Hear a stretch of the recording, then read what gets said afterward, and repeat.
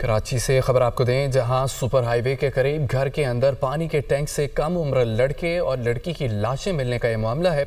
डूबने वाले लड़का लड़की आपस में बहन भाई थे।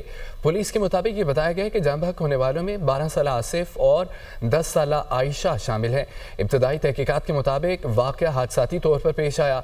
बच्चों का वालिद मजदूरी करता जबकि वालदा सौदा लेने घर से बाहर गई थी। मजीद क्या तफसीलात हैं शहबाज खान से जानेंगे। शहबाज बताएगा ये हादसा किस तरह पेश आया। जी बिल्कुल, ये super highway Khatim Hussain Solangi court है, जहाँ पर कायम घर के अंदर एक पानी के टैंक से 10 साल और 12 साल लड़का लड़की की लाशें मिली थी। दोनों जो लड़का लड़की हैं ये आपस में बहन भाई हैं, जिनकी शिनाख्त 12 साल आसिफ और 10 साल आयशा के नामों से हुई।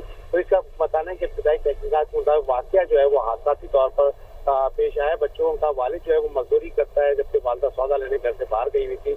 अच्छा है कि दोनों बहन भाई हादसाती तौर पर घर वालों के गैर मौजूदगी में पानी के टैंक के अंदर गिरे और जिसके अंदर उनकी मौत वाक़ई हुई।